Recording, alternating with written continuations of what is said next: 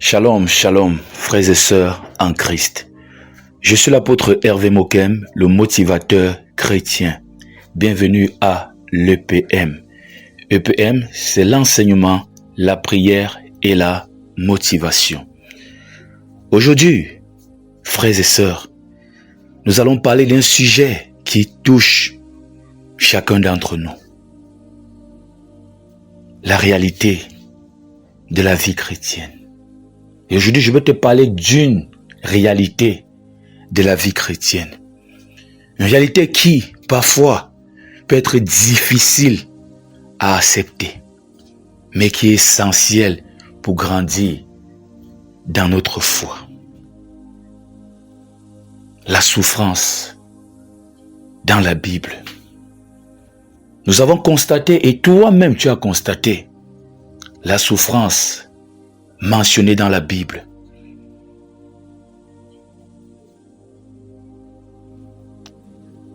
Quand on regarde la Bible, on se rend compte que les grands hommes et femmes de Dieu n'ont pas été épargnés par les épreuves. Au contraire, ils ont souvent traversé des moments extrêmement difficiles. Pense à Daniel, mon frère, fidèle à Dieu, qui a été jeté dans la fosse aux lions. Pense à Joseph, ma sœur, vendu comme esclave par ses propres frères, puis emprisonné injustement. Pensons à Paul, l'apôtre, battu, emprisonné, persécuté à plusieurs reprises pour sa foi. Pense à Moïse, fugitif avant de devenir le libérateur d'Israël. Pensons à David, pourchassé par le roi Saül, avec un mandat de mort sur la tête. Et bien sûr, mes frères et sœurs, pensons à Jésus lui-même, crucifié, portant la souffrance de l'humanité. Ces récits, ces passages bibliques, ces personnages bibliques, cette réalité, tout simplement, nous montrent une vérité fondamentale. La souffrance fait partie du parcours de ceux qui suivent Dieu. Écoute, la souffrance fait partie du parcours de ceux qui suivent Dieu. J'aimerais te dire une chose pour que tu redescendes un peu sur terre. La terre n'est pas le paradis. La terre où nous vivons actuellement n'est pas le paradis. Ce monde où tu te trouves en ce moment n'est pas le paradis. Mais certains viennent des églises avec des doctrines bizarres. Il faut que tu reviennes sur terre. Et c'est là que tu dois accepter cette réalité. La terre n'est pas le paradis. Ce monde est marqué par l'imperfection, l'injustice, la douleur. Ce monde n'est pas notre destination finale. Notre véritable demeure, mon frère, ma sœur, c'est le ciel, où il n'y aura plus de larmes, plus de souffrance, plus de mort. Il n'y aura plus toutes ces douleurs, ces abandons, ces persécutions, ce manque de soutien, ces trahisons. Il n'y aura plus ça là-bas.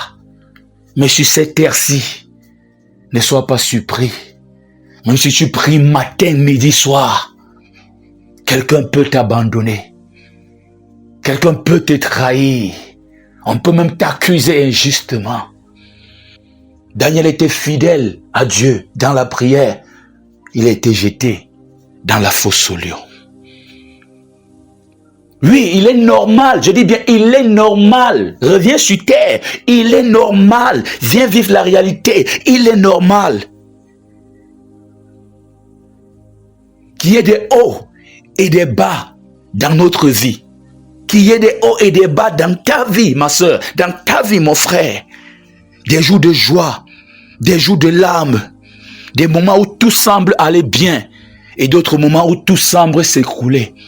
Des moments où tu es en pleine forme et des moments où il n'y a pas la forme.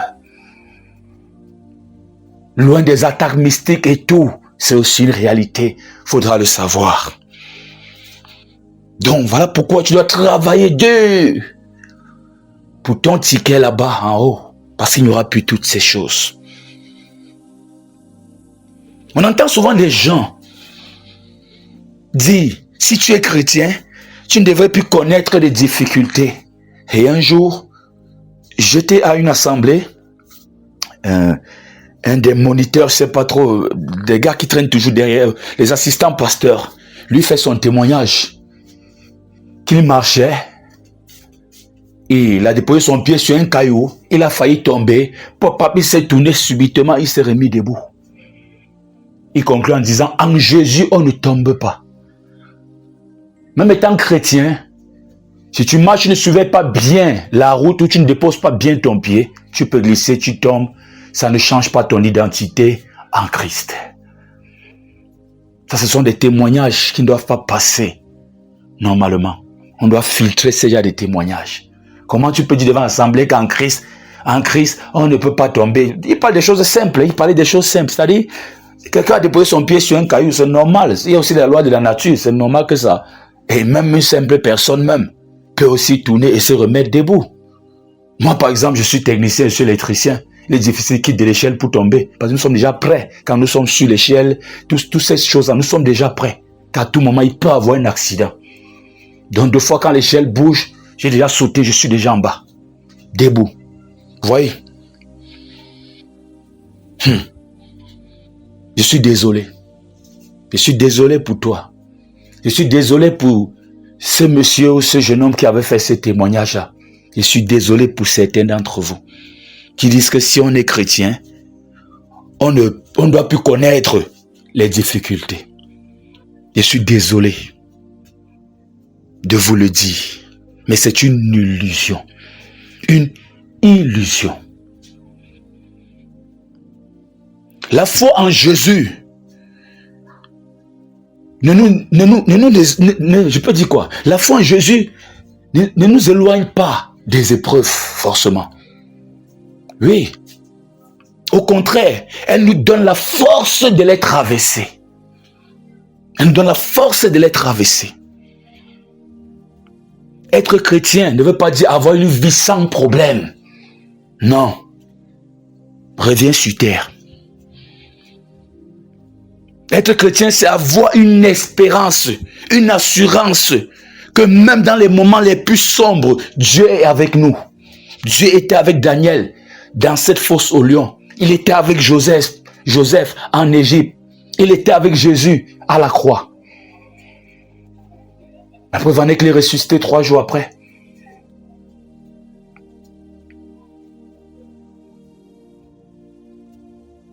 Alors, comment traverser les épreuves? Alors, comment faire face à ces épreuves pour toi qui as accepté cette réalité? Comment ne pas se laisser submerger par le découragement ou la plainte ou les plaintes? Les chrétiens, aujourd'hui, il y a une grande majorité de chrétiens là. Ils ont un nouveau métier, porter plainte, porter plainte. Pasteur, j'ai trop prié. Pasteur, j'ai fait ceci. On m'a fait cela. On m'a. J'entends pas la voix de Dieu. Les plaintes sur plaintes sur plaintes sur plaintes. Quand quelqu'un dit qu'il a trop prié pour sa situation, ça montre premièrement qu'il n'aime pas Dieu. Parce qu'il prie juste pour sa situation. Il a trop prié pour cette situation. Or, la prière, c'est communiquer avec Dieu. Quand tu as ta femme à la maison, je prends juste un exemple simple. C'est pas le fait que hier, tu n'as pas reçu ton salaire hier qui fait que vous ne parlez plus. C'est pas le fait que vous n'êtes pas d'accord sur un point hier qui fait que vous ne parlez plus. Vous pouvez même être sur un point où vous n'êtes toujours pas d'accord, mais la conversation continue.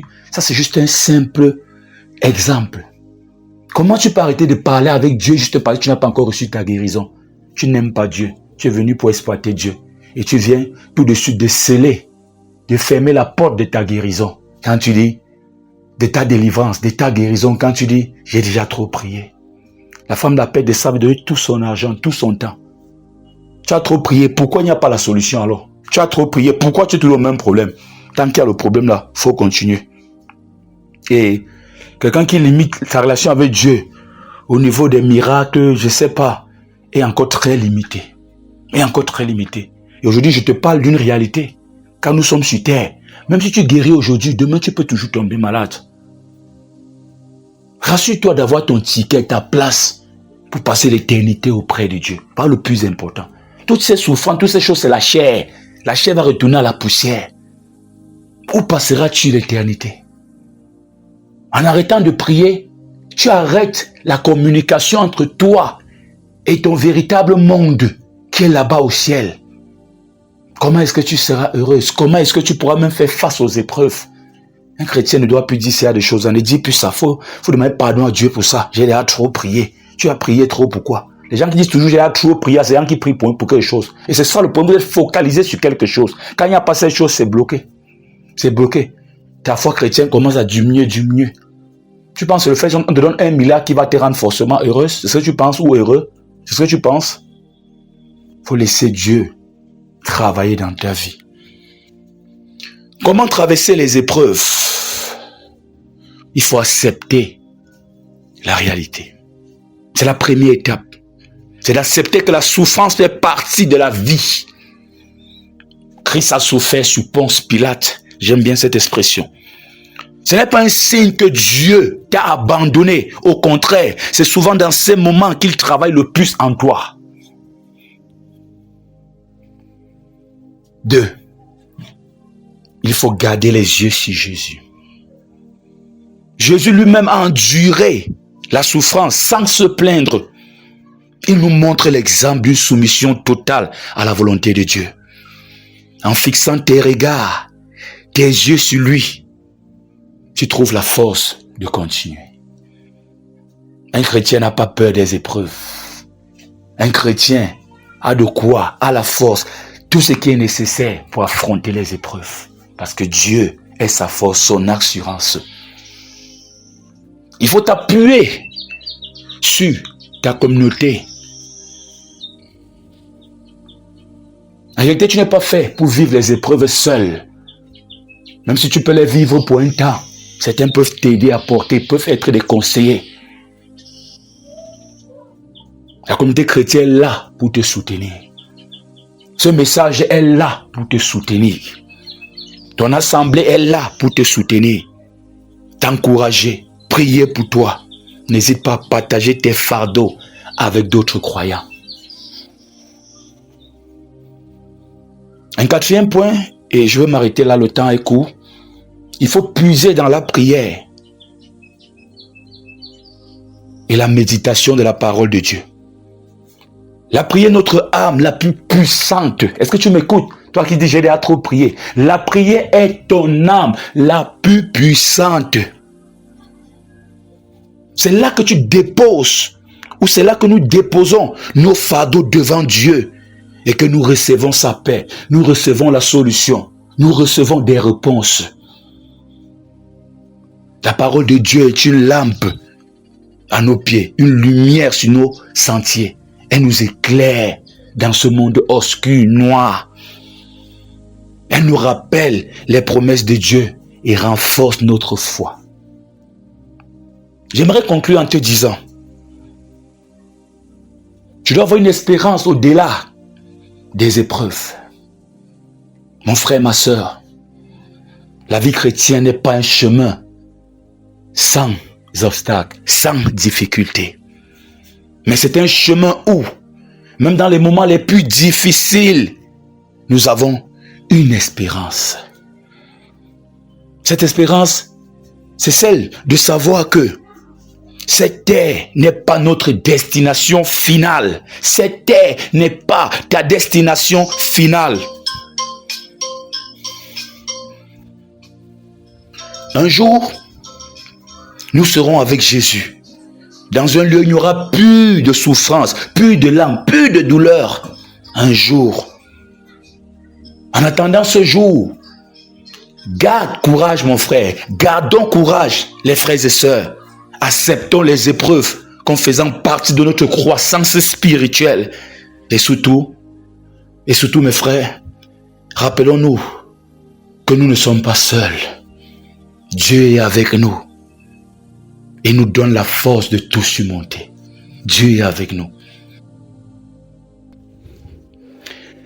Laisse-moi prier pour toi. Laisse-moi tout simplement prier. Seigneur, Père 3 fois saint, sois élevé, Père, sois béni, mon Dieu, mon roi. Père, nous venons à toi aujourd'hui avec nos cœurs remplis de reconnaissance, Seigneur, même dans les épreuves, Seigneur.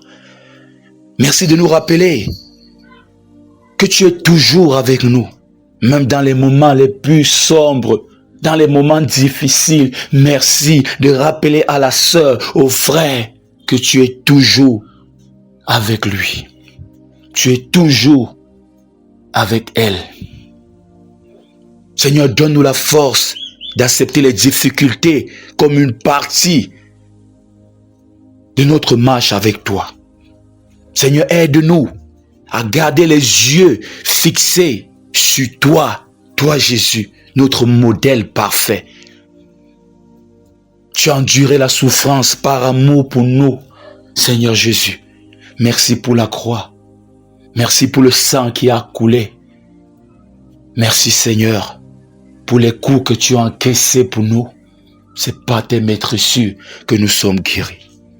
Seigneur, nous te confions tous ceux qui traversent des moments difficiles en ce moment, dans ce groupe d'enseignement, de prière, de motivation. Pour ceux qui écoutent ce message, Seigneur, donne-leur la paix. Donne-leur ta paix, Seigneur, ta consolation et ta force, Seigneur. Rappelle-leur que tu es fidèle et que tu ne les abandonneras jamais. Tu n'as pas abandonné Daniel dans la fosse au lion. Rappelle à la sœur, ô Esprit de Dieu, que tu n'abandonneras pas la sœur. Il pensait que il croyait que Jésus était abandonné à la croix. C'est 3 jours plus tard qu'ils ont compris que Dieu, lui, n'abandonne jamais. Dieu ne t'abandonnera jamais, ma sœur. Je prie pour que l'Esprit de Dieu te rappelle ça et que tu te lèves et te remettes dans la prière. Arrêtez de prier, tu n'es pas en train de te faire du bien. Arrêtez de prier, tu n'es en train d'impressionner personne. Tu es en train d'aggraver ta situation. Je prie pour que le Saint-Esprit rallume la flamme et que tu te mettes à prier. Merci Seigneur pour l'espérance que tu nous donnes.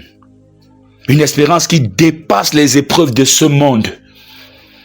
Merci de nous préparer une place auprès de toi, Seigneur Jésus, où il n'y aura plus de larmes, plus de douleur, plus de mort, plus de dettes, plus d'accusations, plus de pauvreté, plus de trahison. Il n'y aura plus ça là-bas, au ciel. Seigneur, nous t'aimons, nous t'adorons, éternel mon Dieu, mon roi. Nous te faisons confiance. Dans les moments difficiles, nous te faisons confiance. Quand tout semble perdu pour nous, nous te faisons confiance. Quand les hommes s'éloignent avec leur soutien, nous te faisons confiance, Seigneur. Comme Joseph t'a fait confiance. Comme Daniel t'a fait confiance. Comme Moïse t'a fait confiance. Comme les apôtres t'ont fait confiance. Nous te faisons confiance. Comme Anne, Esther t'ont fait confiance. Merci Seigneur d'être là avec nous à chaque moment, à chaque seconde. Merci. Au nom puissant de Jésus-Christ de Nazareth, nous avons prié. Amen. Merci d'avoir écouté ce message, cet enseignement. Si ce message t'a touché, n'hésite pas à partager autour de toi. Et surtout, garde la foi, car notre espérance en Jésus est plus forte que toutes les épreuves de ce monde. Ne l'oublie pas. Que Dieu te bénisse, que le Seigneur vous bénisse. Bye.